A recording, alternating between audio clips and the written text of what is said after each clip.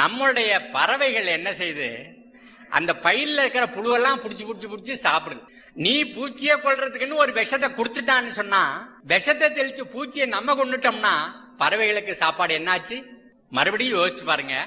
அந்த ரெண்டு குறள் இருக்கு. ஒரு குறள் சொல்லுது பகுத்துண்டு பல் உயிர் ஓம்புதல்னு சொல்லுது. பல மனிதர்களுக்கு சாப்பாடு போடுறதுன்னு சொல்லல, பல உயிர் ஓம்புதல். அதே மாதிரி ரெண்டாவது குறள் சொல்லுது அறிவினால் ஆகுவது உண்டோ பிரிதின் நோய் தன்னோய் போல் போற்றாக்கடை. பிற மனுஷருடைய நோயை மாதிரி பத்தினா பிரயோஜனம் இல்ல, பிற உயிர்களுடைய நோயையும் உன்னுடைய நோய் போய் பார்க்கணும். அது மட்டும்தான் மனித பண்பு அப்படின்னு சொல்லு. அப்போ நாட்டுல ஏகப்பட்ட பறவைகள். இந்த பறவைகளுக்கான உணவை நீ விஷத்தை தெளிச்சு கொண்டுட்டீங்கன்னா பறவை உன் தோட்டத்துக்கு வரல. ஆகையினால நோய் அதிகமாயிட்டே இருக்கு, பூச்சி அதிகமாயிட்டே இருக்கு, விவசாயிக்கு செலவு அதிகமாயிட்டே இருக்குது. நாம சாப்பிடறதெல்லாம் விஷத்தையே சாப்பிட்டு இருக்கோம்.